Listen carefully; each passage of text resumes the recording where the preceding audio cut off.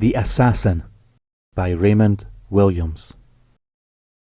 Rufus Flambard left the cover of a large bush and scurried as inconspicuously as he could to the next one.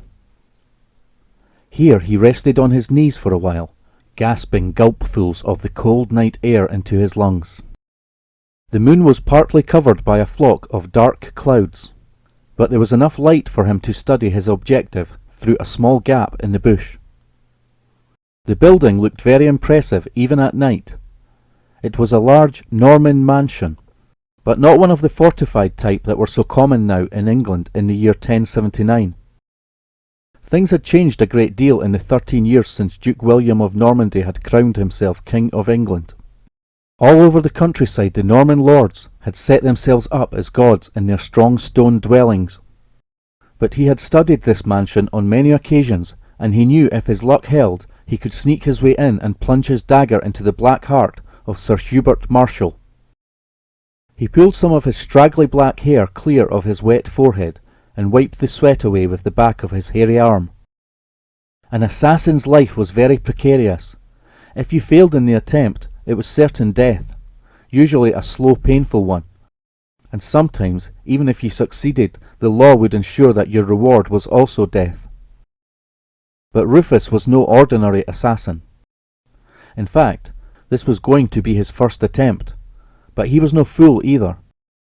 He had made sure that if he succeeded in killing Sir Hubert, he would become the new lord of the estate. His greedy brown eyes flashed as he thought of the guarantees his master William de Burgh had given him.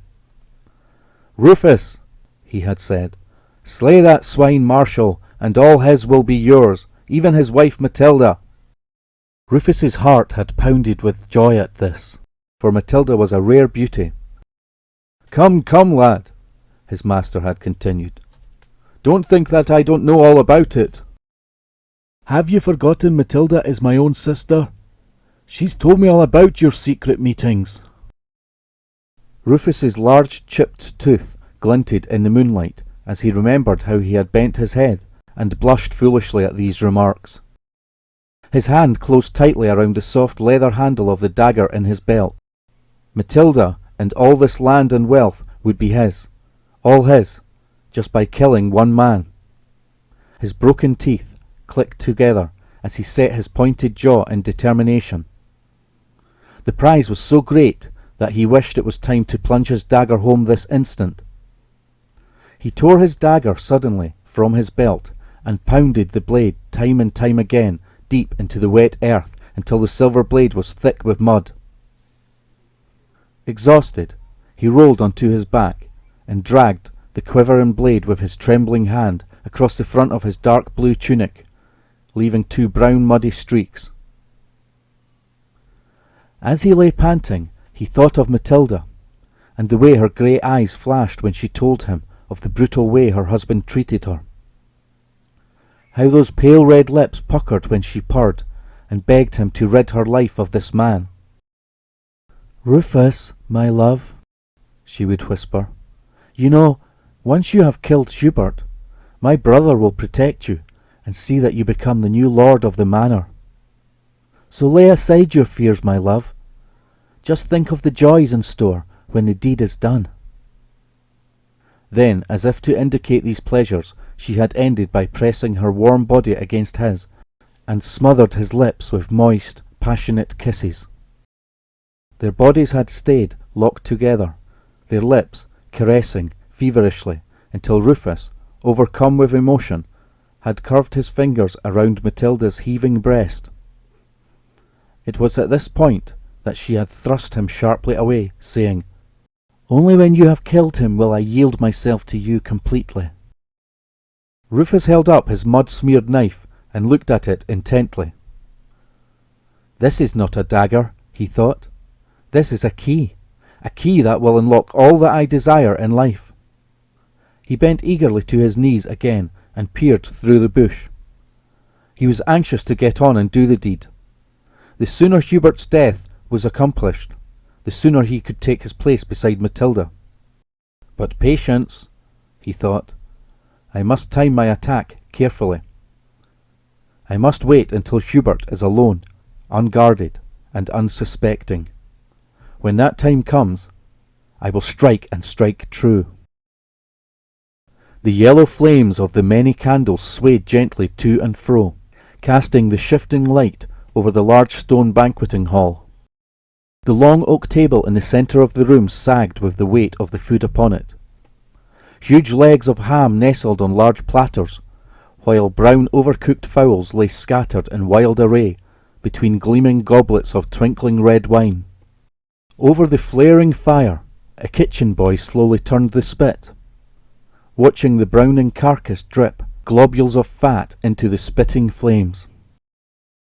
But all was not well in the room tonight. The servants cast anxious glances at their master at the head of the table as they carried out their various duties. At the opposite end of the table, Matilda sat patiently awaiting permission to start the meal. Hubert was glaring at the small thin creature who was the only other person seated at the table with him and his wife. This pathetic person had a most unhappy expression on his heavily lined face. He was doing his utmost to slice a segment from each tempting plate as quickly as he could. He would then drop the slice onto his own plate and sniff at it cautiously. Picking the meat up in his thin, greasy fingers, he would nibble at a corner, then take his head back sharply and gaze at the ceiling as he rolled the juicy meat around his tongue. Then, after a few timid chews, he would swallow, closing his eyes as he did so, as if he were swallowing a piece of jagged steel. He would maintain this pose for some time, as if deep in silent prayer. Then, slowly his head would lower, his eyes would open again, and with a sigh of relief, he would nod to his master to indicate that this particular food was not poisoned. But Hubert was extremely hungry, and having to wait for his food taster to try everything on the table in this laborious manner was wearing his usually thin patience to a mere thread. "Get on, man, get on!" he barked out suddenly, his bushy black eyebrows already locked together. His large nostrils quivered visibly as his breathing quickened. "At this rate the food will be cold before I start eating." The thin, high-pitched voice of the taster stammered back, I think all is ready now, sire." "And about time too," growled Hubert, sinking his short, thick fingers into the nearest fowl. Matilda watched with disgust as he tore the legs away and sank his brown teeth deep into the flesh. Then, tearing away a thick patch by a backward flick of the head, munched and sucked the meat into his mouth, leaving his black moustache and beard glistening with grease and white specks of meat. "Wine! Taste the wine!" he gurgled through a mouthful of half-chewed food. The taster jumped to his master's command and sipped the deep red liquid in his usual manner. "All this bother at every meal?" grumbled Matilda. "Bother, is it?" stormed Hubert, pointing the remains of a chicken leg in her direction. "I know of far too many people who would do their utmost to see me dead." His face flushed red with his anger as he cleared the remains of the chicken leg into his bulging mouth. Then, casting the bone aside and stabbing a knife into some ham nearby, he added as an afterthought, "And for another thing, I don't trust that brother of yours either." Matilda's lips tightened, but apart from that, her round pale face held her normal expression. She was not going to be dragged into another bitter argument again. She contented herself with eating, trying to blot out the loud squelching noises from her husband's mouth. After all, tonight was the night. In a few hours Hubert would be dead at her feet, and she would be free from him. She glanced over at his hungry, sweating face, and thought, "Eat well, Hubert, this is your last meal on earth." As the evening wore on, all the servants were dismissed from the room one after the other, until just Matilda and Hubert were left. Matilda had had quite enough, while Hubert still seemed capable of continuing his gorging. "I have some things to attend to, Hubert," she said, rising from the table. Yes, carry on, my dear. I'll join you presently," he answered, not bothering to look up from the carcass on his plate. She walked past him with a look of disgust on her face, and left through the large oak door behind him. All seemed quiet outside in the corridor, so she tiptoed towards the main door and saw with satisfaction that it had not been barred for the night. She returned as quietly as she could along the corridor, taking great care as she passed the banqueting room door, and then scurried up the stone steps to her room. Once inside, she closed the door and pressed herself against it, straining her ears to pick up any sounds from below. How long would it be now before she heard Hubert's dying scream of agony as Rufus did his work? She closed her eyes in the dark and listened to her own excited breathing. All she could do now was wait. Rufus paused for a moment outside the main door. Then, with his dagger clenched tightly in his hand, he opened the large door gently. Nothing moved in the corridor, and not a sound came to his searching ears. He slid quietly along the uneven stones in the passage, and stopped outside the door of the banqueting room. He rested his ear against the door, half expecting to hear the chatter of voices from inside. But all was quiet. Struggling to breathe as quietly as he could, he opened the door. Slowly, he inched his way into the room to see if the time was ripe for the kill, and at the same time being ready to dash back down the corridor and out into the safety of the night if he happened to see any of Hubert's guards in the room. To his relief, all he could see was the back of Hubert's head above his chair, bobbing to and fro as he munched at something. His lips curled away to reveal his broken teeth, set in a smile of pleasure as he gazed at the unsuspecting head. Gripping his dagger, he moved in for the kill. But as he moved, he pushed the door open even farther. The old hinges grumbled at their treatment by emitting a sharp squeal. Hubert, disturbed from his pleasures by the sudden noise, turned his head to investigate. He was just in time to see a figure in dark blue bearing down upon him with an ugly-looking knife poised ready in his right hand. With a piercing shriek of terror, he shot out of his chair, pushing it away in the direction of his attacker.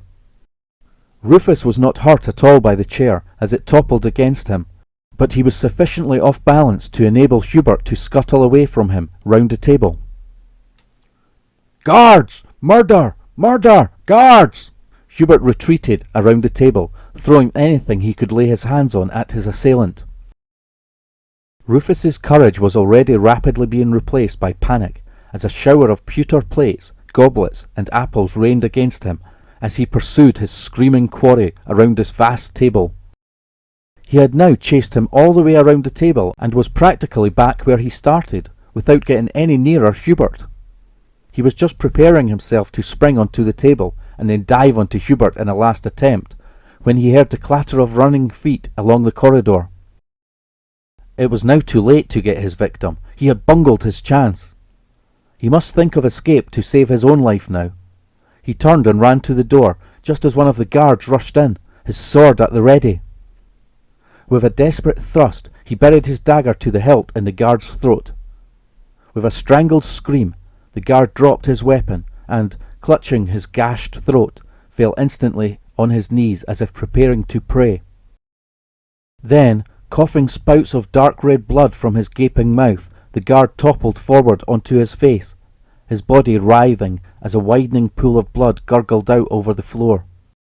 In a flash, Rufus had seized the fallen sword and was about to jump over the body to make his getaway when a further 3 guards flooded through the doorway with their swords flashing. The clanging of steel upon steel shrilled through the room as Rufus slashed desperately against the heavy odds. But through all the clashing noise came Hubert's excited screaming. "Don't kill him! Don't kill him! I want him alive! Do you hear? Alive!" Although he had fought like a man possessed, Rufus soon found himself cornered. Then his sword was smashed from his hand, and he was forced to press himself against the wall with 3 gleaming sword tips poised at his throat.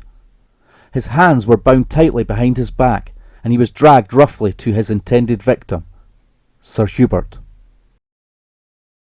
"Well, my fine fellow," said Hubert, showing his brown teeth as he gloated. "Tell me who sent you here to kill me. Give me the truthful answer and I'll set you free. Lie to me, and your head will rot outside on a stake." Rufus stared back defiantly at the bearded face, then, without answering, suddenly spat with all his might into the face. Hubert bellowed with rage, and snatching up one of the swords, swung it in the air above Rufus's head. Rufus jammed his eyes shut, and flinched as he waited for the blow that would end his life. But the blow did not come. Cautiously he opened his eyes, and saw that Hubert had lowered the sword. The spittle was trickling down his cheek into his black moustache as he spoke again. "Now that's just what you wanted me to do, isn't it? You want a quick death, so that I'll be unable to find out who sent you, eh?" "You won't get anything from me," boasted Rufus bravely. "Oh, I won't I? We'll see about that." Hubert purred his confident reply, then, in a calculating voice, spoke to his guards. "Take him to the dungeon and bind him securely to the low bench, and see that the coals in the brazier are well heated." Then, turning to Rufus, he added, "I'll soon loosen your tongue. Never fear." As he was bustled out of the room towards the dungeons, Rufus caught a glimpse of Matilda's white, drawn face, watching him anxiously. Hubert did not go down to the dungeons immediately. Instead, he supervised the removing of the dead guard and the cleaning up of the room.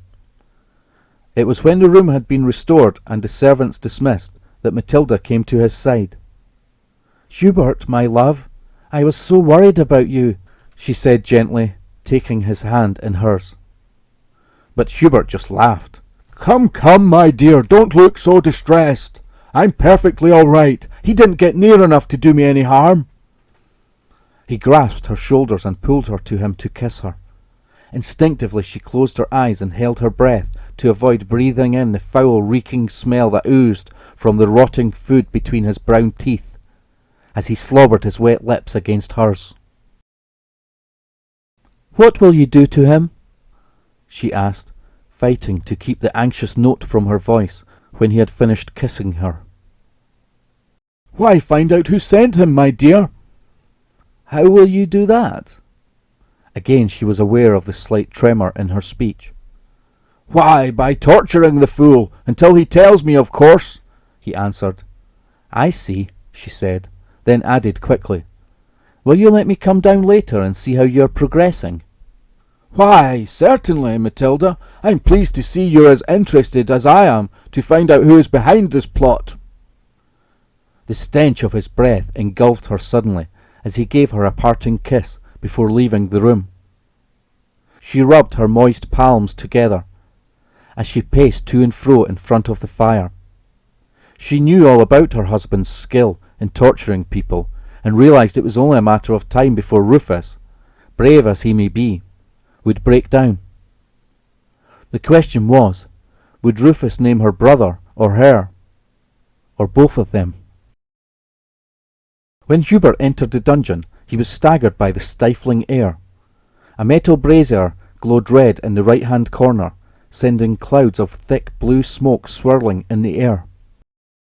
In the centre of the stone room, securely bound, was the spread-eagled body of Rufus, resting on a low wooden stand. He was naked to the waist, and his feet were bare. Hubert grinned mockingly down at the glistening face which was just level with his own knees. "Good, I see you've got everything ready," he said, satisfaction ebbing in his voice. "Now you may all leave. I think I have all that I need." The guards trooped out respectfully, leaving the two men eyeing each other. "I don't suppose you've changed your mind yet," said Hubert when the door closed. "Go to hell," spat out Rufus, wishing that he really felt as brave as he sounded. Hubert merely chuckled to himself, then picking a thick patch of leather from a shelf, walked eagerly over to the glowing brazier. Protruding from the red-hot coals were two long metal handles. Hubert wrapped the leather carefully around one and drew the long poker from the fire. Rufus tried to lift his head to see what was happening, but it was firmly held in a wooden vice. Hubert strolled across to where he lay, then deliberately pressed the bright red end of the poker against the bare underside of Rufus's right foot.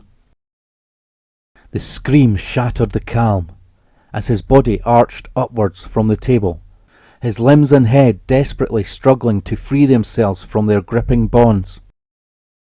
The glowing iron sizzled its way through the layers of skin as a continuous stream of frantic shrieks ripped through the air. When Hubert saw that his victim was on the point of fainting, he took the poker away from the black grooved sole and returned it to the fire. Then, going to a large bucket, he threw a ladleful of cold water into Rufus's face. "Well," he said as he returned the ladle, "does any name spring to your mind now?" Rufus was sweating profusely from the pain, but was still in control of his mind. "You fat, ugly pig," he gasped out weakly. "I'll tell you nothing." Hubert's face darkened. Up till now he had been enjoying this, but that last insult had cut him deeply. This clumsy assassin was going to be taught a severe lesson. Fat, ugly pig indeed. In a few minutes from now he would be begging Hubert for mercy and forgiveness, but it would be of no avail. Hubert strode briskly to the brazier again. Then, taking the other iron in the leather, he walked back to Rufus and stood above his head. Rufus looked up and watched in terror as the smoking red point descended slowly towards his right eye. He shook his head violently to try and release it from the clamp, but all in vain. He jammed his right eyelid shut, but he could still see the bright red glow approaching his eye. He was already screaming in anticipation. Suddenly, the red tip flashed through his eyelid, and as the pain cut deep into his eye, with his left eye he watched fascinated as the bright orange and red bubbles frothed in the air above his nose. Hubert pressed hard on the poker until the point grated against the bone at the back of the eye socket. He watched the eye bubbling madly out of the socket and trickle down the wet cheek like a stream of molten lava. Rufus was screaming hysterically. I'll talk! Just stop! I'll talk! Do you hear me?" But Hubert was a determined man and was still smarting from being called an ugly fat pig. He withdrew the still glowing red tip from the empty charred socket and steadily moved it down onto the remaining staring eye. "God, no! Not both! No! Screamed Rufus, but to no avail. The red poker point was the last thing he saw before total darkness. Again, the biting pain thrust its way deep into his eye. This time he was unable to see the bright frothing bubbles, but he felt the large burning tear slide slowly down his left cheek. This final weight of pain proved too much for him, and he slipped away into unconsciousness. It was while he was unconscious that Matilda came into the dungeon. The sight that met her drained what little colour there was from her face. "Has he told you yet, Hubert?" she asked as soon as she could find the strength. "Not yet, my dear," said her husband, resting against the wall. "But he will now as soon as he comes round." "You look hot and tired, dear," she said tenderly. "I've brought you some wine." "Bless you, my love," he said, kissing her gratefully. "I must admit this is thirsty work. How kind of you to think of me." He gulped down the wine thankfully, then looked over at the still body. "Well, as you're here, my dear, I'll bring him too, so that your curiosity will be satisfied as well as mine." "Oh no, there's no hurry," she said with a start. "Let him be until he comes to on his own accord." "Nonsense!" replied her husband. "The sooner we know, the sooner we can kill him, and then you and I can go to bed." He grinned, and pulling her to him and crushing her against his chest, he smothered her lips with kisses. Repugnant as the experience was, Matilda suffered the ordeal gladly, to waste a little more time. But all too soon he had moved away from her and was now splashing cold water over Rufus.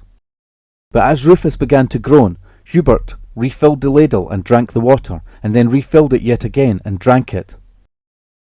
"Have mercy, please, have mercy," croaked the blind Rufus. "Names, give me names," said Hubert. "Very well, but promise you'll stop if I do," Rufus begged. "Yes, yes, I promise," said Hubert, having no intention of keeping his promise. Instead, he was intent on drinking yet another quantity of water. "It was Matilda, your wife, and her brother, William de Boer," the voice bleated weakly from the bound figure. "What?" Hubert's voice hissed out. Then, as he turned, Matilda cowered against the wall. His large eyes stared at her in disbelief. "You!" he said.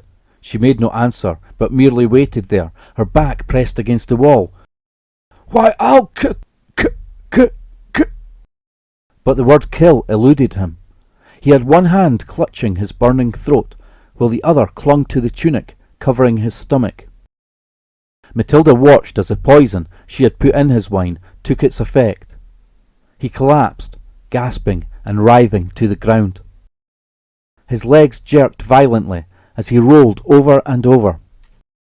He looked as if a sword had been driven through his stomach, and then suddenly, without saying anything else, he lay still, and she knew he was dead. At last, Matilda muttered to herself. Then she looked at the pathetic figure tied down in the centre of the room. She gazed at the empty black sockets, and tried to imagine life with this instead of her husband. She shook her head slowly. Then, picking up a short chain, she hooked it round the base of the brazier, and slowly dragged it into the centre of the room. "No more! You promised! No more!" Rufus cried out in alarm.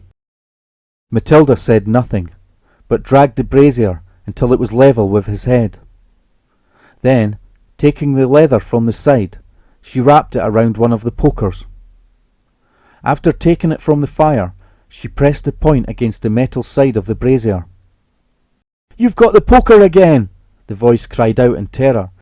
"You promised! You promised!" Matilda said nothing, but with all her strength pushed the brazier. Slowly it tilted over, then suddenly it crashed sideways, spilling out its glowing contents in a heap on top of Rufus's face. Then she dropped the poker and walked away a free woman, as the bound limbs twitched and thrashed. But not a sound came from the heap of glowing coals.